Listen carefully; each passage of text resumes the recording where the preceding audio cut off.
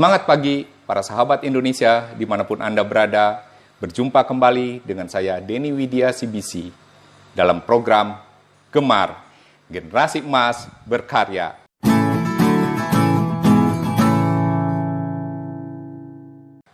Hari ini saya menemui seorang wanita muda, anak muda yang berprofesi sebagai pengusaha, mulai meniti karirnya, bisnisnya setelah selepas kuliah, malah mungkin sebelum selesai kuliah udah mulai. Nanti kita akan ngobrol-ngobrol.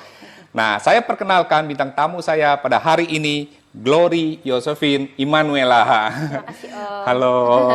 Panggilannya apa nih? Panggilannya Glory atau Goi? Goi ya, enakan Goi lah ya. Goi. Iya. Halo para sahabat Indonesia, bintang tamu saya hari ini saya panggil Goi. Iya, boleh Om. Ya, nah Goi bisa cerita mengenai bisnis. Sekarang mulai berbisnis ya, Goi ya. Nah, bisa ceritakan nggak bisnisnya apa sih saat ini gitu loh? Bisnis aku tuh sekarang rupa cerita, Om. Oh. Jadi namanya rupa cerita karena banyak cerita, berupa-rupa cerita. Nah, itu dia namakan rupa cerita dari siapa tuh idenya? Ide pertama ya, Iya. sebenarnya tuh aku start dari 2018. Itu bareng sama temanku gitu dan idenya sebenarnya dari dia gitu. Terus aku kayak oh ya udah, karena aku waktu itu kan aku jurusan graphic design kuliah. Iya. Jadi aku sebenarnya cuma fokus ya udah pokoknya ntar aku ngedesain ya. Iya. Dia yang pikirin semuanya. Tapi ya berawal dari situ. Oh. Gitu. Jadi dulu dikasih nama rupa cerita. Rupa cerita. Itu 2018 belum selesai kuliah? Belum. Oh. Aku masuk kuliah 2016. Jadi itu tahun kedua. Tahun kedua. Iya. Sudah mulai berbisnis. Bareng jadi kuliah sama bisnis ya. Berani ya? Karena lebih ke nekat ya Om. Lebih ke nekat karena nggak tahu apa-apa gitu. Tujuannya apa dulu sebenarnya? Tujuannya ya itu aku sama temanku nih berdua karena waktu itu kita tuh suka ngelihat orang-orang itu di luaran gitu ya. Nggak cuma dari clothing doang sih. Clothing itu sebenarnya cuma medium. Oh ya, Rupa Cerita tuh clothing brand lah ya. Iya. Gitu. Itu udah jadi brand ini ya? Udah ya. Brandnya Rupa Cerita gitu? Rupa Cerita dari dulu nggak ganti. Udah dipatenkan nggak? Nah itu, lagi kurus. Hati-hati. Iya. Itu penting. Iya Om. Lagi kurus ini sama temanku. Apa namanya? Yang zaman dulu itu karena kita ngeliat tuh banyak anak-anak muda khususnya teman-teman kita kan di kampus itu, area kampus kita tuh pokoknya banyak kosan segala macem. Dan kita banyak nemuin teman-teman itu apa ya, mereka tuh lebih senang sama hal-hal yang lebih komersil gitu kalau value-nya negatif gitu. Baik dari sosial media, asupan yang mereka tonton gitu, atau yang mereka update-update itu di sosial media gitu. Bahkan iklan-iklan semua juga mereka pakai iklannya itu lebih komersil, lebih menjual kalau yang negatif tuh disuarakan gitu. Nah, jadi apa namanya misalnya kayak no school misalnya gitu, ada kalimat-kalimat gitu dan itu keren banget dipakai gitu di baju gitu. Malah itu yang mereka suka ya? Iya, dan emang somehow itu jadi keren sih gitu buat di anak-anak. Cuman buat aku sama temanku waktu itu kayak aduh sayang ya gitu. Jadi kita pengen menyuarakan hal-hal yang positif, tapi mediumnya apa? Nah, kita pikir kenapa lari ke clothing? Karena ini kayak billboard berjalan gitu. Oh, dipakai betul ya.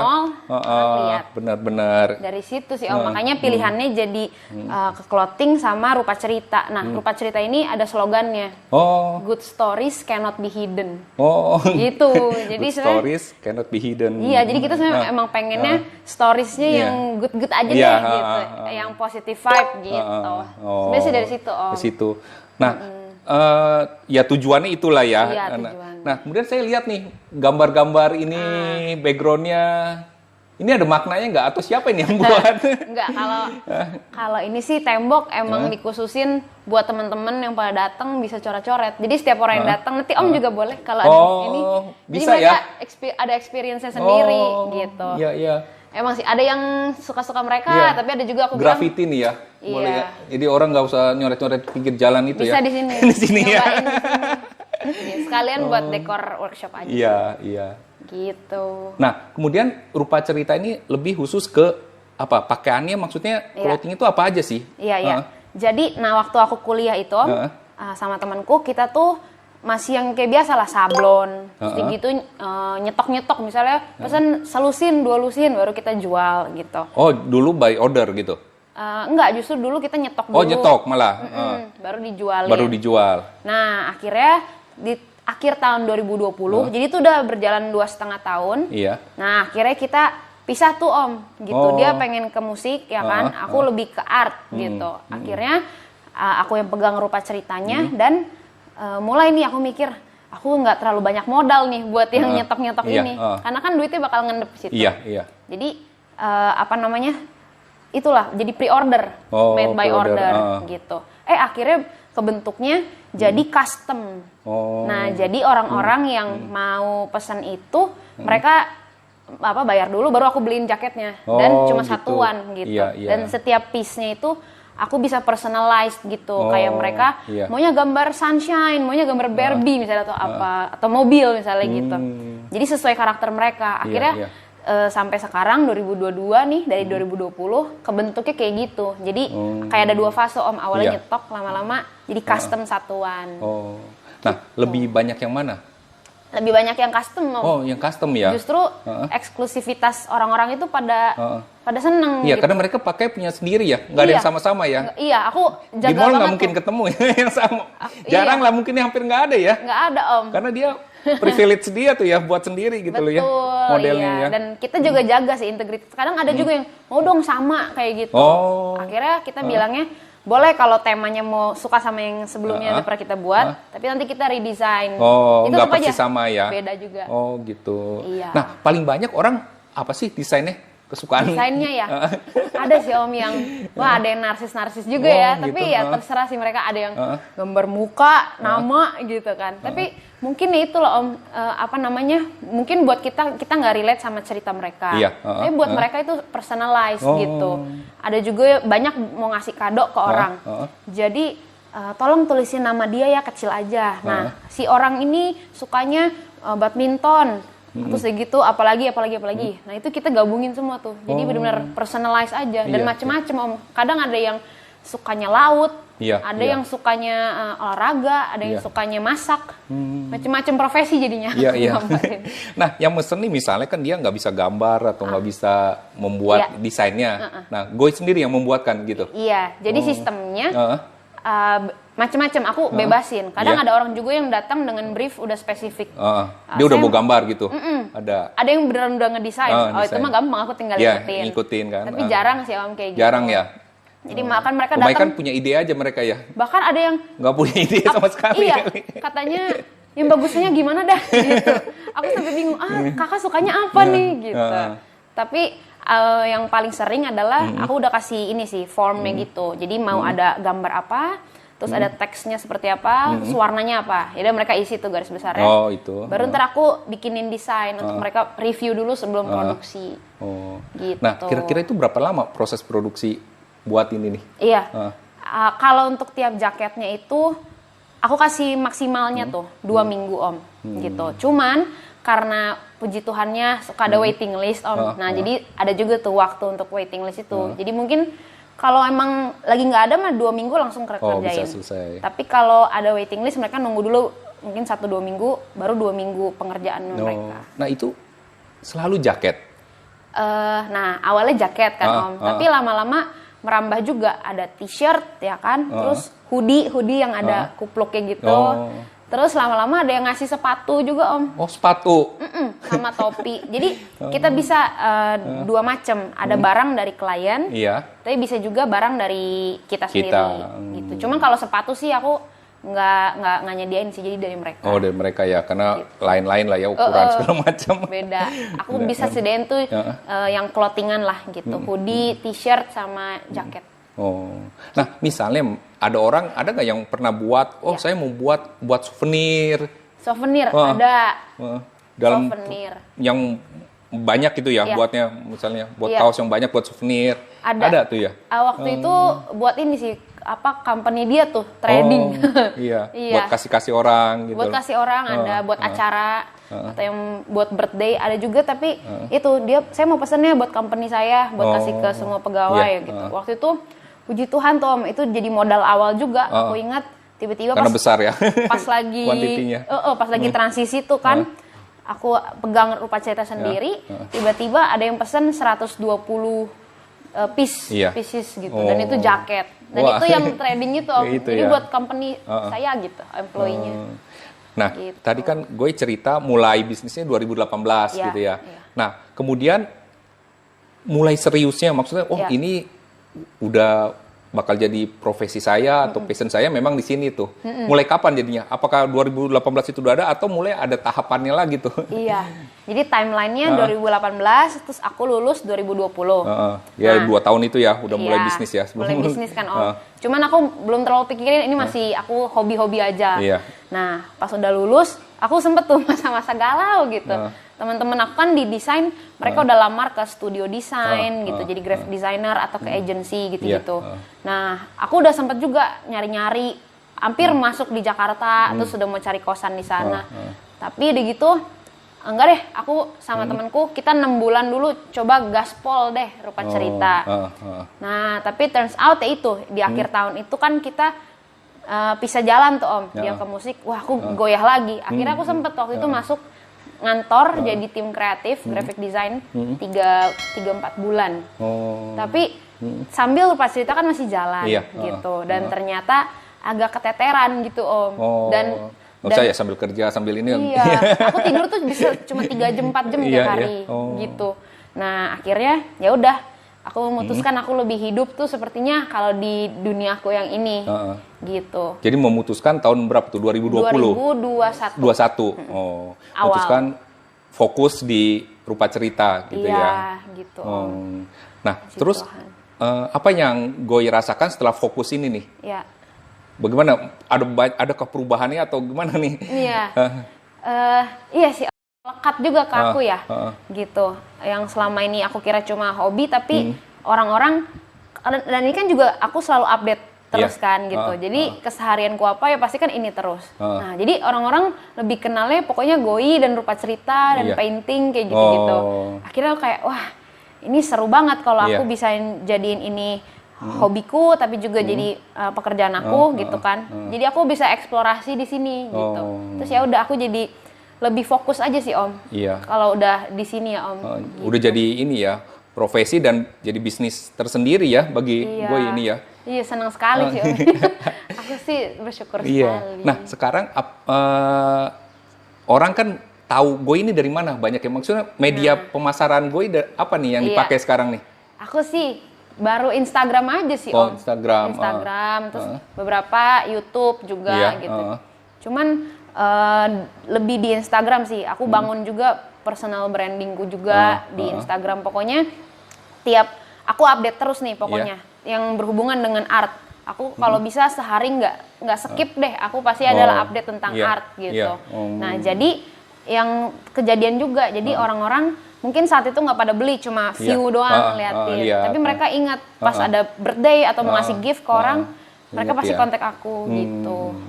Mulai ini ya. Maksudnya personal branding terus ini juga mulai kena ke mereka gitu ya. Iya, puji Tuhan. Ada ini nggak pemikiran mengembangkan bisnis ini mungkin nanti punya suatu store sendiri, outlet sendiri. Mau sih Om. Mau. Cuman aku bersyukur juga sekarang di masa pandemi online ya Om. Kita nggak perlu buka lapak dulu ya. Untuk saya yang masih muda ini gitu. Cuman mau sih Om, mau gitu. Tapi yang aku sekarang baru kebayang gitu sekarang, aku pengen banyakin painter gitu. Jadi kan selama ini aku painting dan aku desain juga. Nanti aku pengennya bisa teman-teman aku atau siapapun itu banyak painter-painter dan ada penjahit juga. Jadi ada home production misalnya gitu. Nanti aku bagian untuk desain dan juga ya marketing juga kemana-mana, koneksinya gitu-gitu kan Om. Terus aku lihat arah-arahnya produk aku ini tuh masuk juga ke kalangan performer yang kayak di stage, musician dan segala macam. Nah, aku berharap aku pengen sih terkoneksi sama kayak stylist gitu, yang mungkin di TV atau di mana, karena mereka kan tiap hari harus ganti-ganti kan si artisnya kan untuk on airnya gitu. Ya, jadi mungkin dari situ dan apa namanya, aku pun punya visi ini karena puji Tuhannya udah dikasih pengalaman dulu pas di awal-awal. Waktu itu pernah masuk Indonesian Idol dan segala macem. Wah aku bilang, wah ini bener nih segmennya performer nih gitu. Karena kan agak heavy juga ininya kan gitu. Berarti yang pakai hasil kreasi karya Go ini orang-orang keren juga ya? Ya, gitu kan ya Om ya. Iya, ya, saya lihat nih. Ya? Nah, bisa ceritakan nggak? Mungkin para sahabat juga nih yang nonton mau tahu nih siapa aja sih orang-orang keren tuh yang pernah memakai ini ya, hasil karya Go ini? Iya. Pokoknya yang aku ingat pertama-tama tuh Daniel Mananta. Wah, Daniel Mananta. Daniel Mananta. Itu ya, apa? Host, iya, yang pernah main film Ahok itu. Ya, betul. Dan Ko Daniel juga dia yang punya yang punya Demel Live Indonesia, terus juga hosting Indonesian Idol. Iya. Dulu. Ya kan gitu. Oh, dia pernah pakai tuh. Dia pakai dan gara-gara Ko Daniel bisa posting, akhirnya puji Tuhannya dikontak sama orang RCTI untuk coba dong masukin ke orang-orang idol. Jadi akhirnya waktu itu pada pakai. Dan itu di tahun awal aku 2021 itu yang baru mutusin sendiri Rupa Cerita jadi profesi gitu. Karena dapat project itu. Jadi kayak udah deh. Wih, luar biasa. Masuk di dari situ ya. situlah ada judgesnya Judika, Rosa, Kakak Sleng, Ari Lasso gitu-gitu. Terus segitu berkembang lagi ada Denny Sumargo. Ini sesudah idol gitu kan. Terus merambah juga puji Tuhan ke beberapa politisi Om.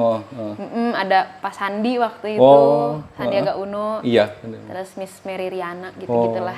Ya luar biasa ya. Berarti produk Go ini sahabat, woi luar biasa loh pemakainya ini ya, maksudnya udah menggunakan karya Go ini. Iya. Nah, kira-kira nih ya kan orang mungkin tanya nih, jangan-jangan yang pakainya orang-orang keren gitu, waduh harganya mahal nih gitu loh ya. Ya kisaran berapa sih misalnya kalau supaya para ini yang nonton ini kita bisa tahu nih ya. Iya. Kan itu tergantung desain juga mungkin ya. Tergantung desain. Nah, tapi mungkin ada range harga lah kira-kira yang gue bisa kasih tahu ke penonton nih supaya mereka mungkin mau nih pesan gitu. Kan produknya ada beberapa Om. Iya. Ada yang t-shirt yang rata-rata dibeli orang t-shirt, terus gitu jaket, denim gitu kan. Kalau t-shirt range-nya itu ada simple, medium sama high. Ya, desainnya lebih rumit-rumit gitu lah ya Om. Nah, kalau t-shirt yang simple itu start dari 600-an. 600.000. Iya, 600.000 gitu. Nah, kalau denim yang simple startnya dari 1,5. 1,5. Itu bahannya dari Goy atau dari yang pesan? Bisa dua-duanya. Oh, bisa dari gitu. aku, bisa dari klien tapi itu juga. Jasa itunya aja kan ya? Jasa desainnya dan jasa cetaknya itu kan? Iya, jadi kalau belum termasuk misalnya kalau denim itu kan belum termasuk harga denim ya? Itu udah include. Oh, udah include semua. Udah include, gitu. Iya, kalau barang dari klien lebih di bawah di bawah itu. Iya. Gitu. Itu udah include lah, pokoknya jadi aja pesen ya, udah dibuatkan desainnya. Iya. Udah dengan di packing semuanya. Gitu. Nah, sekarang banyak yang pesan itu kebanyakan dari mana sih? Apakah dari kota-kota mana di Indonesia ini? Apa udah menyebar ke seluruh Indonesia? Iya, karena online ya Om. Iya, gitu. bisa ya. Justru ini ya, Justru peluang bisnis online ya. Iya. Makanya pandemi itu membawa hikmah di situ kadang-kadang buat bisnis online. Benar sekali. Ada dari Indonesia Timur juga banyak Om. Terus semua lumayan sih Indonesia menurutku udah agak adalah perwakilan-perwakilan dari Manado ada segala macam sampai waktu itu juga suka ngirim ke luar juga sempet Om. Oh, ke luar negeri. Singapura. Luar biasa ya. Taiwan. Udah ekspor juga nih. Dan ya ini juga sih maksudnya kenalnya dari Instagram juga. Mereka ngelihat karena worldwide kan Instagram. Iya. Gitu. Kemajuan teknologi ini membantu banyak inilah ya. Bisnis bisa berjalan online tuh wah luar biasa gitu loh. Om. Iya kan? Nah, terus selama Goy berbisnis, ada mentor nggak yang mendampingi Goy atau Goy selama ini ya jalan sendiri aja gitu loh? Mentor ada beberapa orang gitu ya, ada Koko, ada Cici, ada kakak-kakak. Cuman mereka tuh nggak yang intens sih menurutku gitu. Tapi ketika aku butuh jawaban atau pertanyaan gitu, aku bisa lari ke mereka gitu. Cuman ya mereka kasih advice yang yang aku butuhkan aja gitu. Nah selebihnya menurutku sekarang udah banyak sih Om belajar juga dari orang-orang di internet juga di YouTube, di Instagram. Kita banyak belajar lah ya dari situ ya. Iya gitu. Kayak misalnya aku mau bikin tentang marketing, konten-konten gitu. Ada satu account ini namanya Cici Konten gitu, dan dia kasih tahu banget ini strateginya, postingnya jam segini, ntar audiensnya dapat banyak. Ya udah aku sih itu terbukti ya? Iya, cukup terbukti sih Om. Iya. Gitu. Jadi dan aku juga baca buku, tapi sih aku juga pengen sih ada mentor yang intens gitu kan. Cuman kadang karena dilepas juga, jadi aku explore sendiri, jadinya lebih semangat juga Om. Saya kan kalau akunya diem doang, stuck juga dong berarti kan. Betul. Gitu. Jadi aku kayak kalau aku tidak gerak, ini semua akan berhenti, maka aku harus gerak terus. Gitu. Iya, memang harus inilah, sebagai seorang pebisnis kita harus banyak kreativitas juga, terus gerak gitu ya, mencari ide-ide baru juga, ya kan. Nah, tantangan terbesar Goy dalam berbisnis nih, kan udah hampir 2 tahun inilah ya. Apa nih tantangan terbesar? Tantangan terbesar? Karena sejujurnya aku bukan anak fashion design. Kan ini udah masuk fashion nih Om ya. Nah aku tuh anaknya graphic design gitu. Sedangkan kalau anak fashion itu tahu pola, tahu jahit dan segala macam. Nah aku pengen sih belajar itu, pelajarin kain dan segala macam gitu ya. Berarti otodidak itu kan. Gitu. Itu satu. Terus kedua, aku sebenarnya ini kan senimannya gitu. Kadang untuk sisi bisnis nih aku kadang kayak masih toleransinya gede atau toleransinya terlalu kecil gitu kan, nentuin harga dan segala macam. Cuman sekarang sih udah kepatok harganya dan segala macam. Cuman kayak kalau ada kolaborasi atau apa, itu kan case by case. Dengan brand yang seperti apa, beda lagi tuh bentuk kolaborasinya. Nah, terus perhitungan duit-duitnya juga, angka-angkanya tuh ya aku masih suka nanya sih itu ke mentorku atau ke Pak Mamaku gitu. Ya puji Tuhan Pak Mamaku jago hitung-hitungan. Gitu sih Om paling. Jadi itulah tantangan yang Goy hadapi ya saat ini ya. Iya, gitu. Nah, terus mimpi besar Goy untuk bisnis ini ke depannya apa nih? Iya, karena dari hatiku yang paling pertama banget itu kan waktu Rupa Ceritanya diciptain aku pengen yaitu bisa jadi apa ya, jadi wadah juga sebenarnya untuk orang-orang ya nggak tahu gimana ceritanya deh, pokoknya untuk semua bisa menyuarakan hal-hal yang bagus gitu ya, yang positif. Nah, visinya itu ya, desain-desainnya juga ke situ gitu ya. Desainnya ke situ. Nah, aku pengen tetap bisa punya integritas itu untuk tetap pegang itu sampai ke depannya. Tapi nggak cuma produk dan bisnis aja, tapi maksudnya di dalam Rupa Cerita ini sendiri tuh aku pengen juga bisa melibatkan orang-orang, jadi ngebangun sama-sama nih. Dan aku pengennya anak-anak muda gitu, makanya kalau ada project atau ada apa ya, yang full time di sini juga kemarin sempat juga ada beberapa temanku, yaitu dari teman-teman aku yang sebenarnya nggak harusnya expert juga, karena kita di sini belajar bareng-bareng ini meja ini kita saling tuker informasi gitu kan, ini gimana caranya gitu. Nah dan yang tadi nih Om sempat singgung tembok ini kan Om, sebenarnya ini daya tarik Om, orang-orang bisa datang ke sini teman-teman gitu kan, Cigoy aku mau dong dilihat di story, pengen nyoret-nyoret, datang sini gitu kan, padahal mah aku fokus kerja, tapi at the end of the day mereka bisa curhat, bisa apa gitu. Jadi menurut aku ya nggak selalu tentang uang, walaupun aku perlu dan harus diputar terus gitu. Cuman ini jadi wadah untuk orang-orang bisa bisa deket lah gitu sama aku gitu. Gitu. Oh iya, bisa berkumpul juga ya, bisa kenal juga dan mereka. Sharing hal yang bagus-bagus juga. Masalah materi lah ya. Iya, walaupun perlu. Iya. Uang bukan segalanya, tapi segalanya perlu uang. Iya, benar Om. Itulah. Iya. Nah, tadi kan udah banyak bercerita tentang bisnisnya nih Goy. Nah sekarang kita mau dengar nih Goy tentang masa kecilnya ya, sampai kuliah tadi kan, kuliah. Wah tadi juga belum disebutkan ya kuliah di mana, sampai kenapa pilih itu kan. Nah bisa nggak Goy cerita tentang masa kecil Goy, atau mungkin ada prestasi Goy waktu kecil, perjalanan sampai Goy ke bisnis tadi lah ya, yang 2018 tuh ya. Oke, kalau aku nih anak tunggal Om. Oh anak tunggal ya, tapi nggak manja. Iya harusnya ya begitu ya, kalau nggak tidak kuat mental sekarang. Hebat loh, anak tunggal jadi pebisnis tuh luar biasa. Dan aku sih merasakan karena bisa kayak sekarang, pertama ya karena Tuhan, terus kedua karena papi mamiku bener-bener memfasilitasi, dalam arti bukan materi aja, Pak Mami itu benar-benar membebaskan apa yang aku suka itu didorong gitu. Waktu masih kecil tuh aku banyak ngeles. Nah, tapi tiap ngeles itu kan biasanya kadang orang tua suka, kamu harus les ini, les itu kayak ambisinya orang tua. Sedangkan aku tiap bulan tuh ditanya, masih mau lanjut nggak? Kalau nggak mau lanjut nggak apa nih, diberhentiin gitu kan. Saya kalau aku nggak enjoy sayang. Dan lesnya pun aku yang pilih sendiri. Buang-buang waktu lah ya kalau kita nggak enjoy ya. Tapi teman-teman aku banyak itu yang dipaksa-paksa kan, apa mamanya. Orang tuanya bahagia, anaknya enggak. Nah, iya bener. Gitu, Hanya tidak gitu. Nah itu privilege menurut aku kan. Starting pointnya dari situ juga udah ada privilege gitu. Cuman terus zaman dulu mamiku usahain banget gitu. Mungkin secara ekonomi dan segala macam itu kalau bisa buat aku nih diduluanin. Yaitu dalam arti misalnya mau pensil warna, cari pensil warna gitu. Atau kadang aku nggak minta juga tapi mami bawain kertas-kertas bekas atau apa dari dulu mami kerja jadi guru di TK gitu. Nih mami bawa ini yang udah nggak kepake gitu dari sekolahan. Ya udah, jadi di situ aku bisa berkarya atau di kertas coretan. Oh, emang dari kecil udah suka coret-coret gitu ya? Iya, atau kadang zaman dulu nih, mami sama papi misalnya ada pergi doa atau ada acara, aku tinggal dibawain itu kertas sama pensil warna. Anteng udah.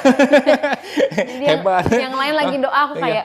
Kalau sekarang iPad anak sekarang. Iya, bener Om. Iya bener ya. Dulu masih kertas sama pensil warna aja ya? Diringkes sih sekarang. Iya. Nah, terus kemudian? Nah, abis itu udah tapi SD, SMP, SMA berjalan seperti biasa aja sih. Itu lebih fokus pelajaran gitu. Waktu di sekolah, singkatnya aku tuh anaknya ya nggak ambisius sih, cuman perfeksionis lah ya gitu. Dalam hal belajar tuh kan ada orang pinter, ada orang tekun ya Om ya. Nah, menurutku kayaknya aku orang tekun gitu. Jadi kalau ada ulangan atau apa, aku harus sampai ngelotok dulu nih, mau sampai jam 2 subuh, jam 3 subuh. Belajar. Aku jabanin, aku belajar gitu. Biar pokoknya ready. Dan di motor pun dianterin gitu ya, masih sambil pegang buku, sambil kena angin gitu-gitu. Pokoknya sebegitunya gitu. Nah mungkin dari situ tuh ada karakterku yang kayak harus bagus gitu. Gigih ya. Tapi persisten gitu. Bener Om. Cuman puji Tuhan lagi mami papi nggak harusin aku nilai bagus gitu kan. Cuman dan aku juga akhirnya nggak pressure diriku. Cuman pressure-nya gitu, harus ngasih prepare yang terbaik dulu. Kalau hasilnya jelek nggak apa-apa, yang penting udah prepare dulu. Nah itu yang aku pikirin, setelah aku pikirin juga sekarang ke bawah deh sampai sekarang. Nah akhirnya ya adalah juara-juara situ Om gitu. Cuman ya I don't really enjoy pelajaran. Makanya aku kayak sampai sekarang masih bersyukur aku udah lulus SMA, udah lulus semuanya. Nah, terus waktu SMA itu aku ikut OSIS Om. Nah, waktu itu tiap Valentine itu ada jualan coklat sama bunga. Nah, terus aku kan dapat list tuh nama-nama orang yang pesen. Nah, aku mikir, saya sabotase saja nih, gitu. Jualan. Nah, aku kontakin semua orang-orang ini. Tapi sebelumnya aku sempet les gambar. Tapi udah terakhir kelas 4 SD. Ada kanvas-kanvasnya udah berdebu. Aku elapin, terus aku cat putih ulang. Terus aku gambarin tuh quotes atau ada lope gitu kan. Udah tuh bikin 1-2 kanvas aku foto, aku kirim tuh ke orang-orang ini. Bosan gak sih kasih bunga coklat terus gitu? Ini mending beli lukisan gua gitu. Dan itu pertama kalinya. Langsung tuh masuk. Akhirnya mereka ganti tuh. Udah nggak jadi yang OSIS, jadinya yang lu. Gitu. Si OSIS bingung ya yang OSIS. Kok berkurang nih? Ya, aku tidak tahu itu, maaf teman-teman. Gitu. Sampai ada yang curhat gitu-gitu. Aduh, tapi bisa nggak ya dia terima gua gitu. Terus aku kan coba butuh duitnya Om ya. Jadi aku kayak nggak apa-apa, aku aja yang anterin. Yang penting lu beli lukisan gua. Ya udah, pokoknya dari situ mulailah aku punya art shop itu Om. Jadi dulu aku nggak langsung painting baju. Tapi jadi sejak SMA itu ya. Kanvas ya.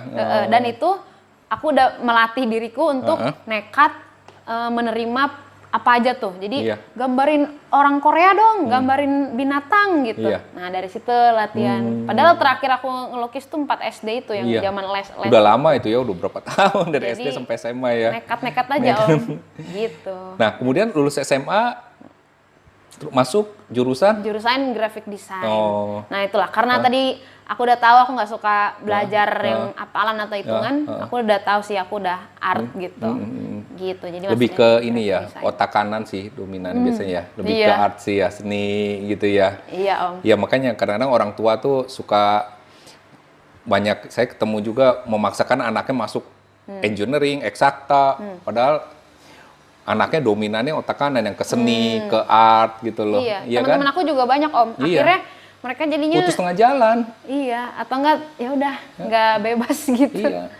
Ada anaknya teman saya sampai sekolah waktu di Singapura di DO karena orang tuanya paksa dia ngambil engineering, padahal anaknya suka musik. Ya, kasihan ya Om. Ya itulah kadang-kadang kayak egoisan orang tua ya.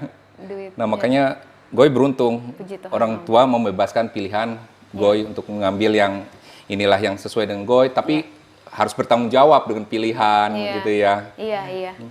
Ya itu, tapi Papi Mami juga ini sih kadang nggak yang ini harus udah dibeli nih, harus diinihin gitu. Itu ya karena aku nggak suka hasilnya jelek, jadi mungkin aku kadang membebanin diri aku sendiri juga, ini pokoknya harus jadi nih gitu. Tapi seiring berjalannya waktu, kadang aku udah nggak suka mikir Om. Pokoknya aku I love doing this, ya udah, I will keep doing it gitu. Ya mungkin itu ya yang quotes love what you do, and do what you love itu. Iya benar. Ya inilah ya lakukan yang kita sukai gitu ya. Itu, nah privilege-nya itu. Nah kemudian waktu itu masuk kuliah di UPH ya. Di Karawaci, Tangerang. Iya, Karawaci. Milih ke sana cukup jauh kan dari ini nih tempat tinggal. Iya, berpisah. Nah, waktu itu gimana? Kos gitu atau? Kos. Jadi 5 tahun dari 2016 sampai tahun lalu 2021. Gitu. Ya pertama-tama sih ya kan anak tunggal, anak tunggal, homesick juga ya. Anak tunggal yang terus yang terbiasa tinggal dengan orang tua gitu ya. Iya. Terus harus kos tinggal sendiri. Iya. Tapi di sana kenapa sebenarnya ada beberapa pilihan tuh yang ada DKV-nya. Kan aku masuk desain komunikasi visual. Baru penjurusannya graphic design. Nah, ada 3 pilihan waktu itu di UMN, di Untar juga Om, ada Trisakti gitu. Nah UPH ini kenapa? Karena ada komunitas youth-nya juga di sana gitu. Jadi Papi Mami lebih yaudahlah ini lebih aman gitu. Bisa secara kerohanian juga bisa bertumbuh gitu nah, itu salah satu alasannya sih dibolehin juga. Ke sana ya. Gitu. Iya. Nah tadi nih balik lagi nih kalau desain ini ya. Selama ini kan udah banyak lah yang Goy buat desain ya. Nah ada nggak yang desainnya itu sampai sekarang gue inget banget atau berkesan banget gitu loh, membuat desain itu rasanya teringat terus lah. Waduh, apa ya Om ya? Sebenarnya tiap ada sih, ada grade-grade-nya nih. Ada yang kelompok aku tidak suka, ada yang sosok, ada yang aku suka banget ya. Apa ya? Tapi satu sih kayaknya nggak susah Om. Kalau satu. Ya maksudnya desainnya model gimana lah? Yang biasanya Goy suka gitu loh. Terus misalnya ada orang order, waduh ini mah emang saya sukanya desain ini gitu. Iya kan? Iya. Oke, kalau aku sebenarnya dengan ada pesanan ini semua kan juga melatih styleku kan Om, gitu, mempertajam. Kayak aku lebih suka di mana. Aku tuh pokoknya nama styleku nih pokoknya yang kayak streetwear gitu lah Om ya. Nah, terus kayak aku suka graffiti, yang kayak di tembok acak-aduk begini lah Om gitu. Nah, jadi ini styleku begini. Cuman kalau untuk art piece-nya sendiri, mungkin waktu itu yang aku bikin ini bukan buat orang terkenal atau tapi ada satu orang, dia bilang dia kayak seperti ngemodalin aku untuk eksplorasi gitu. Dia suka Air Jordan waktu itu. Tapi aku kira di sepatunya enggak, Air Jordan-nya taruh di jaket gitu. Nah, disitulah aku pertama kali tuh explore. Jadi jaketnya setengah warna apa. Terus aku bisa realis juga dalam paintingnya gitu. Terus sampai bener-bener aku kasih ke dia. Kurang kata dia, tambahin lagi. Nggak apa-apa kok, kakak mau yang ini. Iya, dan aku emang suka styleku tuh agak rame gitu Iya. Cocok lah ya itu. Tambahin lagi, jadi saling tandem-tandemannya gitu. Sampai akhirnya aku kirim ke dia dan dia bilang, wah ini sih masterpiece. Nah, Terus wah thank you ya kok udah percayain. Dia buat pakai sendiri tuh? Buat pakai sendiri gitu. Iya. Nah, terus yang lucunya adalah dia ada kurang bayar kan gitu. Nah, untuk ongkir segala macam. Ya kok kurangnya segini ya. Dia lebihin bayarnya. Aku terima kasih kok. Sepuas itu gitu. Dan aku juga seneng. Iya. Itu berkesan banget gitu ya. Gitu. Kalau karya kita tuh, aduh, disukai orang gitu ya. Mereka suka banget dengan ini. Dan sebenarnya jarang-jarang, maksudnya kadang custom kita kan harus tetap bikin, nggak bisa personal taste kita kan. Taste boleh, cuman kayak style kita tuh harus ngikutin orang itu. Kalau dia sukanya ada itu nggak, ngobrol-ngobrol dulu? Ada. Di WhatsApp. Gitu. Pokoknya tektokan. Nah, kalau misalnya orangnya elegan ya kan, ya kita nggak bisa terlalu street begini kan.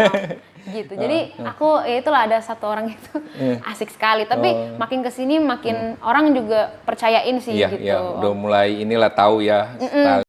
Gitu. Nah, selain ini bisnis gitu, ada nggak kegiatan lain Goy selama sekarang ini nih? Kegiatanku kalau weekdays tuh kan Senin sampai Jumat aku kerja di sini. Kalau weekend Sabtu Minggu aku pelayanan Om. Pelayanan ya khusus di sini di Bogor. Di Bogor. Tapi juga karena aku 5 tahun di Karawaci di Tangerang, jadi juga masih suka sih bolak-balik ke sana. Kadang jadi waktu itu jadi youth koordinator, cuman udah gak kepegang. Jadi tetap aja sih support di bagian anak-anak muda. Terus juga sekolah minggu pernah sama WL nyanyi. Gitu. Hebat. Nah, ini kan Gemar ini ditujukan juga buat anak-anak muda gitu ya, generasi emas berkarya. Nah, sekarang apa pesan-pesan Goy ini buat anak-anak muda? Apalagi Goy juga banyak terlibat di pelayanan anak-anak muda ya. Silakan Goy sampaikan deh pesan Goy buat anak-anak muda di Indonesia nih yang menonton video kita ini. Aku percaya setiap kita nih nggak harus menjalankan purpose-nya orang lain, Om. Tapi kita punya blueprint masing-masing gitu. Jadi karena unik lah setiap manusia, setiap orang tuh ya. Unik gitu. Kadang yang bikin anak muda tuh nggak bisa maju. Kadang juga aku pernah ngalamin. Karena kita kebanyakan misalnya scrolling TikTok atau Instagram dan ngelihat kan semua orang posting di sosmed pasti rata-rata yang bagus-bagus ya Om. Nah akhirnya kita mau kayak dia gitu. Iya, dan akhirnya takutnya kan makin banyak tuh ketakutan gitu, mau menampilkan diri, mau ya bereksplorasi, udah ngelihat komen dihujat misalnya gitu atau apa gitu. Jadi banyak ketahan-ketahannya gitu. Dan menurut aku itu tuh semua bisa direkayasa gitu di sosmed dan segala macem. Jadi balik lagi tadi kita semua punya blueprint dari yang nyiptain kita gitu dari Tuhan. Terus ya udah purpose kita apa? Udah kalau kita bisa fulfill purpose kita yang jadi passion kita gitu Om, atau callingan kita, kita udah bisa disebut sukses sih menurut aku gitu. Jadi makna sukses bagi gue adalah bagaimana kita sesuai dengan calling kita, panggilan kita, ya tujuan hidup kita, gitu ya. Betul Om, gitu. Jadi ya udah tugas kita selama, apalagi menurut aku masa muda itu privilege gitu nggak sih Om? Gitu. Kalau misalnya dari sebelum-sebelumnya nih udah bisa fokus cari gitu kan, itu akan memudahkan kita di masa depan gitu. Jadi stop comparing with others gitu kan, dan start focus on ourselves. Gitu. Nah jadi pesan dari Goy, para anak-anak muda di Indonesia, fokus dengan apa yang kelebihan diri Anda gitu ya, potensi diri Anda, jangan membandingkan diri Anda dengan orang lain, ya kan? Karena setiap manusia itu unik, Tuhan menciptakan manusia itu unik dengan karakternya, dengan potensinya masing-masing. Fokus aja dengan potensi kalian, gitu kan ya. Setuju banget. Nah itu pesan dari Goy anak muda. Nah sekarang ini pertanyaan terakhir Goy, ya pasti dibalik semua ini ada peran orang tua, ya kan? Semua yang Goy alami pasti. Tadi juga Goy banyak cerita peran orang tua yang begitu besar gitu loh. Nah, apa yang ingin Goy sampaikan pada orang tua gitu loh, ya kan? Pasti biar anak-anak muda juga di Indonesia, kadang-kadang saya ketemu anak muda, mereka ada yang juga nggak pernah berterima kasih dengan orang tua karena mereka merasa hidup mereka yang usahakan sendiri. Padahal menurut saya pasti orang tua ada, sekecil apapun peran orang tua itu pasti ada gitu loh. Nah, kita harus bisa merasakan bahwa orang tua itu mensupport kita, mendukung kita. Kita ada saat ini seperti saat ini kita ada karena support dari orang tua lah ya.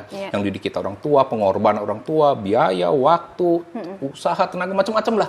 Mungkin sampai air mata, ya kan? Nah, apa yang ingin Goy sampaikan untuk orang tua? Iya. Mungkin kan mereka juga nanti nonton video ini, Iya, gitu loh. Iya. Sebelumnya aku yakin juga gitu. Kalau yang kayak aku gini Om gitu, makanya dari tadi aku bilang aku dapat privilege gitu kan. Karena pasti ada 1-2 keluarga di luar sana yang mungkin nggak kayak aku gitu, orang tuanya nggak support juga ada gitu ya Om ya. Cuman balik lagi kita kan diajarin harus selalu hormat dengan orang tua gitu kan, apapun kondisinya gitu, karena dari situlah ada berkat, ada panjang umur gitu kan. Nah jadi buat Pai Mami, Pai Mami itu ya seperti yang aku sering bilang tiap hari gitu, Pai Mami itu the best gitu ya, yang Pai Mami bisa berikan gitu. Semuanya deh, apapun yang waktu, tenaga, uang, doa gitu. Pokoknya semuanya tuh bikin Goy jadi kayak sekarang gitu. Dan yang terpenting tuh Pai Mami nggak pernah maksain apa maunya Pai Mami, tapi ya mempersembahkan aku gitu kan untuk sesuai dengan rencananya Tuhan aja apa gitu. Terus Pai Mami jadi guide, jadi pagernya aku aja, dan itu kayak itu warisan legacy yang paling gede sih gitu yang bisa aku syukuri. Jadi I love you Pai Mami. Luar biasa. Thank you. Terakhir deh, bener-bener terakhir. Apa makna hidup bagi Goy? Wah, makna hidup ya. Makna hidup yang tadi Om. Iya. Yang tadi itu adalah fulfill purpose-nya Tuhan dalam hidup aku. Purpose-nya Tuhan ya. Ketika aku udah bisa tahu itu gitu kan, aku bisa tahu hatinya Tuhan, terus apa yang aku punya itu juga dikasih sama Tuhan, itu kan nggak tanpa alasan ya Om ya gitu. Tuhan udah taruh aku di kehidupan dunia ini buat peran sesuatu gitu. Nah itu jadi aku ketika aku dan ketemu tuh line-nya gitu, hati Tuhan sama apa yang aku punya, udah aku di situ ya udah ini hidup gue buat ini gitu. Dan kasih legacy sekecil apapun deh yang bisa buat teman-teman gitu. Luar biasa. Generasi ini. Ya, mudah-mudahan hidup kita selalu bermanfaat, berdampak bagi orang lain lah ya. Betul. Nah, para sahabat Indonesia dimanapun Anda berada, kalau Anda suka dengan video ini, silahkan subscribe, like, berikan komen, dan tolong share video ini kepada anak-anak muda di seluruh Indonesia dimanapun berada, agar cerita-cerita dari para narasumber saya, anak-anak muda yang berprestasi dan berkarya, ini dapat menginspirasi anak-anak muda di Indonesia. Saya akan akhiri video kali ini dengan semangat pagi. Thank you, Goy. Terima kasih Om. Terima kasih.